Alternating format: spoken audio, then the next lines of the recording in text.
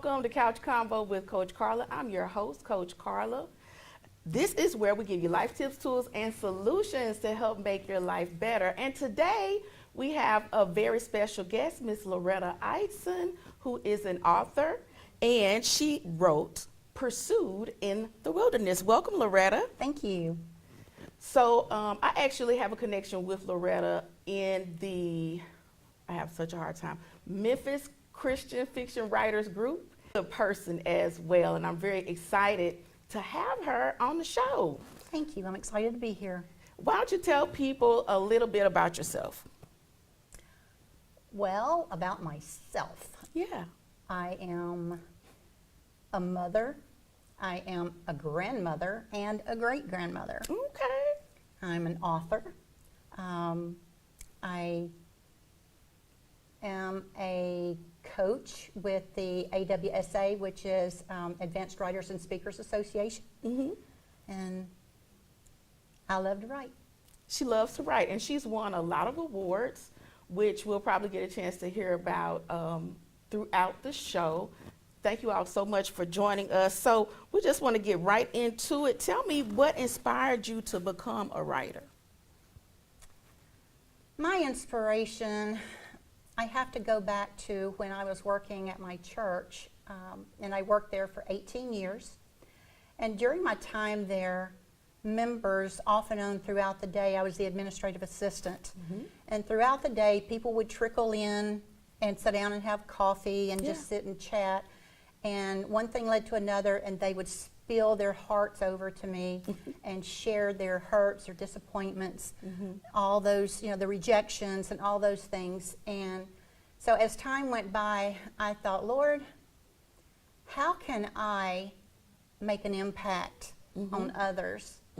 And I would love to write stories where my characters have to trust God in the trials and the situations that they find themselves in. Yeah. So that was one way that I figured I can actually witness to others Yeah. without the pressure. Yeah. Yeah. People don't want to be preached to. Yeah. So. Yeah. Well, that's really good. I think that people get a chance to experience God in a different way. They do. In a more intimate way when they're reading, on their own, and as well, they also do book discussion groups and get a chance to know other people, fellow Christians or people who are seeking God, and so that's wonderful. Right. People find through stories, they find situations that actually hit home that they can actually relate to, and it may not be the exact situation, but the feeling is there. And they can relate to that, and hopefully that they'll find that God is the answer. Yeah. And a lot of times people need just that touch point, someone who is going through what they're going through, or someone who's already been through it, and it helps people to not feel so alone. Right. Yeah. Awesome. So I know writing can be difficult, challenging. And I know we have some people out in the audience who want to write. A lot of people have stories to share. How do you stay focused or motivated as a writer? Staying focused, the big thing about staying focused is if I'm at my computer, I have to turn off the social media. Oh my goodness. Facebook, Twitter, Instagram, all of those, they will actually devour your time. Yeah. So I have to turn those off. I also turn my phone on silent. And if I have it in front of me, you still get the light up on your phones. Yeah. So I have to turn my phone over so that I can focus and not be off in the peripheral vision, catch a message coming through. Yeah. So I have to stay focused that way. That's Just good. to stay off social media, because you can definitely get caught up in all these conversations and responses on social media. Right, absolutely. I'm going to have to remember to turn my phone over because it's a distraction for me. So how do you decide on your characters for your books? My characters, the first thing I do when I have a story idea, I actually go to Google and I look for, let's say, a female about 25 years old with red hair. Really? Okay. And so it'll pull up all these pictures of women. Oh, wow. So I look through there and I select one that I think fits what my story is going to be about. That's awesome. Then from there, I have to select their name. Okay. So in order to select their name, I go back to Google Yeah. and I Google baby names. Okay. Yeah. And by Googling baby names, I look for the name that has the definition, like the meaning of the name, Okay. that actually fits kind of the personality that I'm looking for. Right. Whether it's someone that's shy or somebody that's boastful, a strong character, or just the name that fits the character. Okay. So, Well, I can see that being a really good way to decide on your characters, and that way you have that picture of that person in your mind as you're writing. right. That's very interesting. Yeah, I print their picture off and I just tape it up on my computer. I have a roll top desk. So I tape it up there and I can refer back to it so that I don't actually turn their red hair into black hair, or I keep the focus on what they actually look like. Okay. And then do you keep the meaning of that person's name? Is that a part of the story as well? Not necessarily. I just wanted it as to fit the scene, to fit the character. Okay. All right. That sounds so interesting. Something that I'll keep in mind as a writer as I continue to write. And that's a good tip for our audience members who might want to be writers out there. How do you handle it? And this may not actually happen to you, but as you're writing and maybe you're going in this direction and then you feel like you need to pivot and do something different. Is that something that happens as you're writing? And what is that like? Sitting at my desk, I can be writing along and an idea hit me that isn't in that particular scene, and I will stop and make a note of what it is that idea, because if you don't write it down, you're going to lose it. So I would write it down, Yeah. and that way I have it set aside. A lot of people work in different programs on the computer, and they make side notes on the sidebar on their computers. I'm a little on the old school side, so I use a notepad and I write it down on the notepad. Okay. So, but All yeah, right. that's, Well, that's good if you can keep up with a notepad. I know, right? Because I can't do that anymore. Yeah, but I use my cell phone to take a lot of different notes. By now, I think I probably need a tablet, the electronic Right. tablet. Yeah, yeah. So do you have a favorite character or role from your stories? Well, I have 3 books, and so total there's like 6 main characters. But I think my absolute favorite character was in my book, Pursuit in the Wilderness, which her name is Brooke, and her meaning was she's adaptable to nature. Okay. So, which suits her because she's 38 weeks pregnant and she's running through the Smoky Mountains in the dark from people trying to kill her and take her baby. Wow. So writing her character and her running through the mountains, she actually takes on a little bit of my character because I don't like bugs. I don't like any kind of creepy crawling thing. Yeah. And I don't like bears. Ooh, So absolutely. So Yeah. she's afraid of bears too. So she encounters that situation. But Pursuit in the Wilderness is also a canine story too. Okay. All right then. I'm going to have to get into that and read that.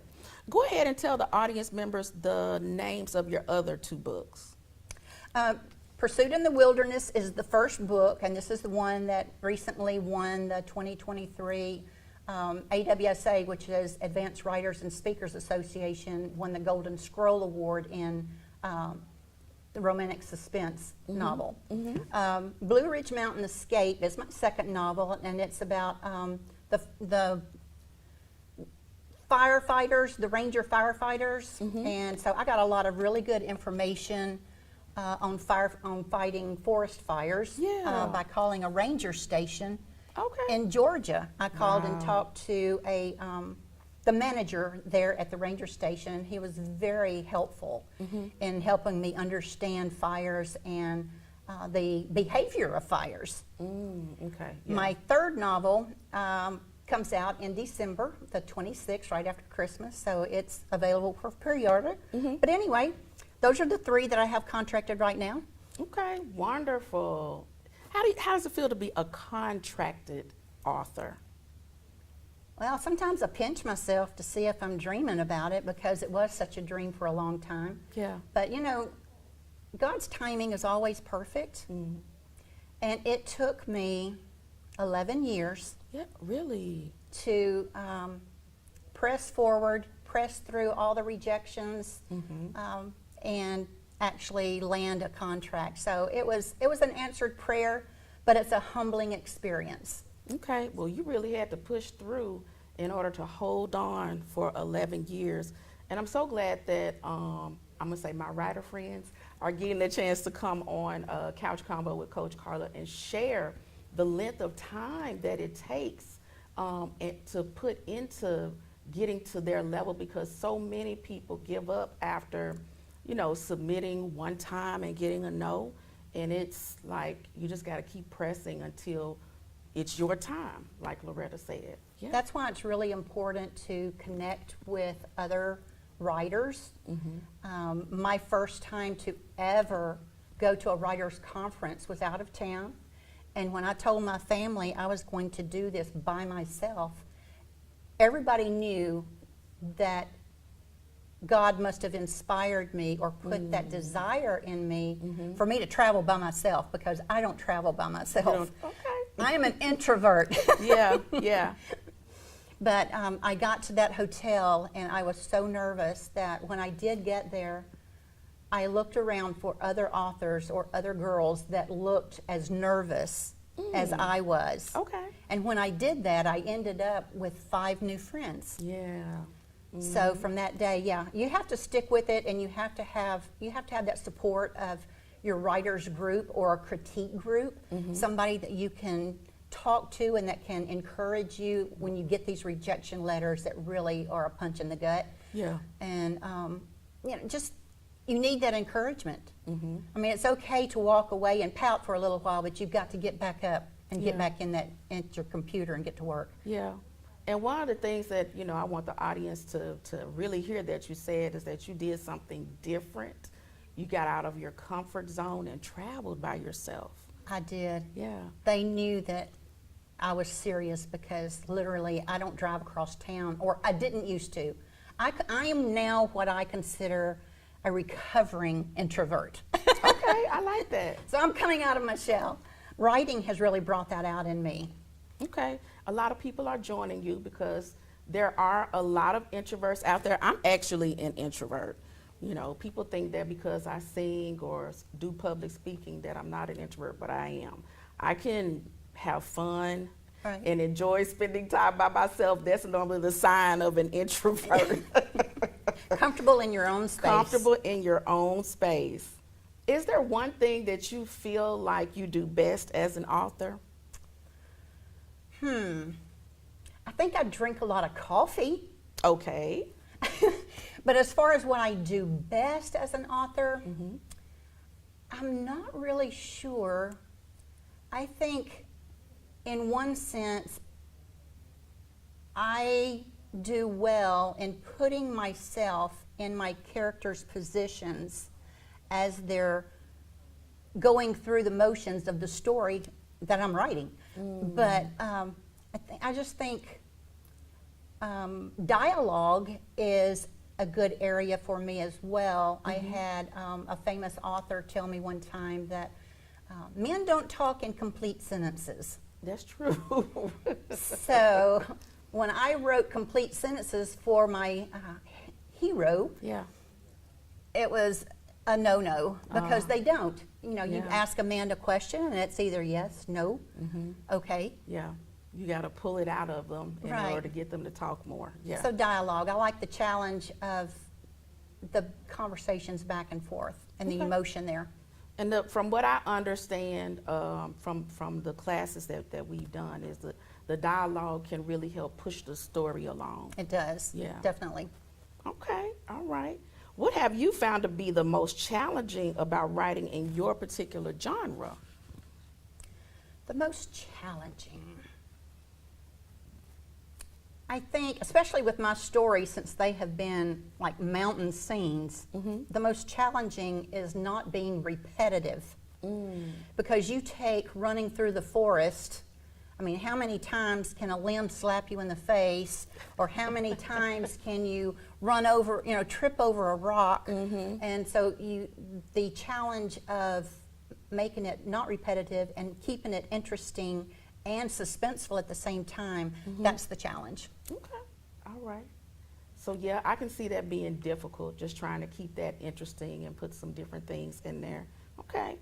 Do you ever, well actually let me go to the next one because we discussed that one already. Is there anything special you want people to take away from your books?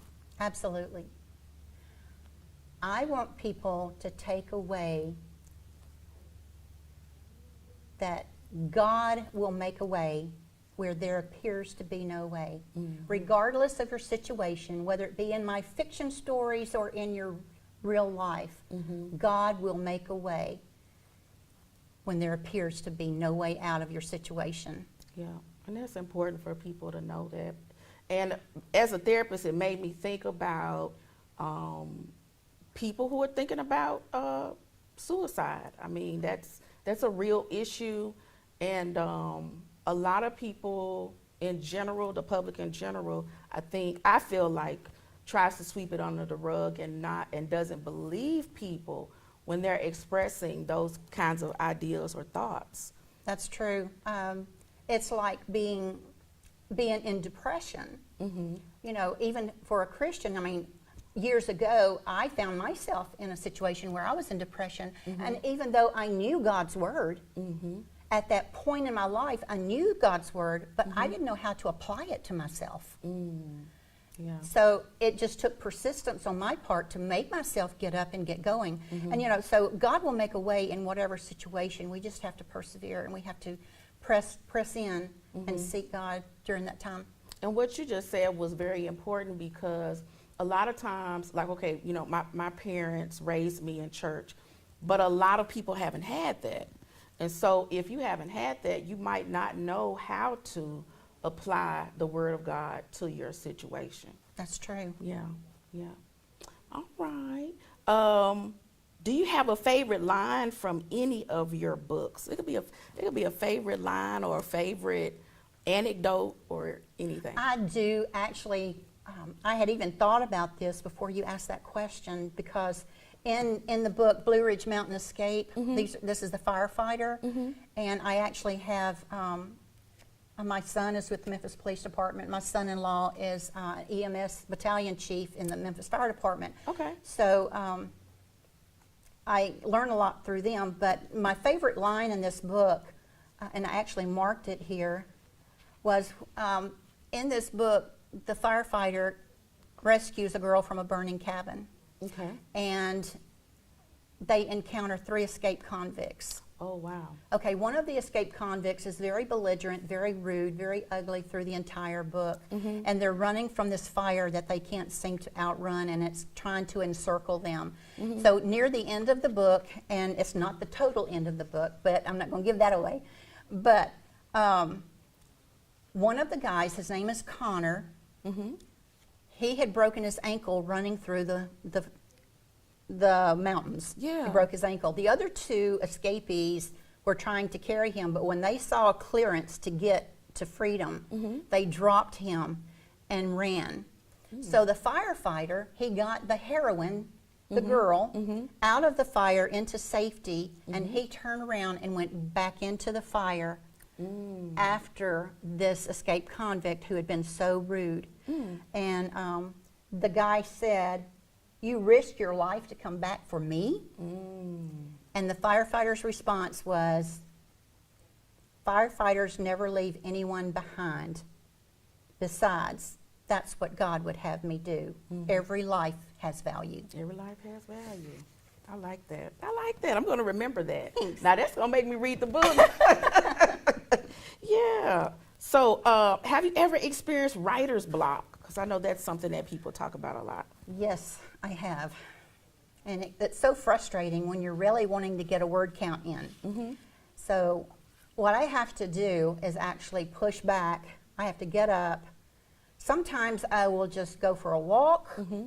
Sometimes I will go out for lunch, read a book, just something to totally get my mind off of the book that I'm working on. Yeah. And then go back to it with a fresh mind and reread what I have just written so I can pick up from there. So that works most of the time. Sometimes it's a couple of days, but most of the time that helps. Yep. And I try to tell people, you know, even people, they may not be experiencing writer's block, but they may be experiencing like a block when they're working on their whatever assignments they have for work. Take a break from what you're working on. Give your brain a chance to rest and then come back to it. Would you say about 15 minutes is a good break? Yes. Yep, I think so. Because sometimes we're just, you know, beating our head against a wall, so to speak, and we just need that break. That's right. Yeah. Do you have a favorite author? Oh, I have several. I've been in the writing world for, I guess, 14 years now, since I first started writing at the age of 55. Oh, wow. Okay. So I have not been writing all my life. Okay. But the good thing about writing and being an author is that there's no limitations, age limitations. As long as you can read the guidelines and write a good story. Yeah. But yes, my favorite authors, I guess, to name a few, I'm not going to omit those that you know I love you. Jessica Patch, Patricia Bradley, Diane Mills, Lynette Eason. You've got Virginia Vaughn, Dana Lynn, Darlene Turner. You know, you could just go on and on. There's a lot of good Christian authors out there. Okay, all right. Are there any? Let's see. Are there any authors who aren't Christian authors that you like to read or you admire? Do you know? I've always read Christian authors. Okay, all right. Sorry about that. That's okay. I was just curious. Okay. And just for our audience, if there's anybody out there who's an aspiring writer, what advice would you have for them? For aspiring writers. Actually, I'm doing a series on my blog right now for aspiring writers, and it's called You Are God's Masterpiece. First of all, you've got to learn the craft, and that's not as easy as it sounds. You've got to be able to follow guidelines. Be sure and go, if you're looking at a certain agent or editor that you're going to pitch to, you need to go to their websites and know what type of books they are receiving. You don't want to send a suspense novel to a nonfiction agent. Join a critique group and enter contests. Let me just tell you, contests are so valuable. I entered multiple. I cannot tell you how many. And I received multiple rejections. Yeah. But I didn't let that stop me. But through one of the contests, and it's all, nobody knows who's sending the material in. So through one of the contests, I had the contest coordinator contact me because an agent evidently saw something in my writing that piqued her interest. And during the process of me trying to find an agent, I had been praying, God, you know I love you, and I need an agent that would loves you as much as I do. Somebody that our personalities mesh, we can get along. And lo and behold, not unique to God, but to me, the contest coordinator contacted me and asked me if I had an agent and if I would be interested in talking to one. Wow. And I obviously said yes. Who was going to turn that down? Yeah. And it happened to be Tamala Hancock Murray with the Steve Lobby Agency. And okay. she is absolutely fabulous, and we connected right off. Yeah. Well, that was a wonderful prayer and a wonderful answer to your prayer. Absolutely. And I like divine connection, and I'm really glad that I'm connected to you and Yes. that you joined me on the couch. I've enjoyed talking to you about your journey and your books, and want everybody to have an opportunity to check you out. Can you tell people how they can follow you on social media or even a website if you have that? I have a website. You can go to lorettaedson.com, and that's EIDSON. You're feminine during your feminine flow. You know, your monthly cycle, your period. Are you still suffering in silence? The suffering is over. It's time to choose Rain. Rain is an all-natural, premium sanitary napkin with 8 layers of cotton, high-grade polymers, graphene to help cut bacteria by 99.9%. Ladies, let's protect the most precious jewel in the world, you. Rain Premium Sanitary Napkins do not make any medically backed claims or personal recommendations of any kind. For more information, contact Marilyn McGee. You're talking about a good time shield.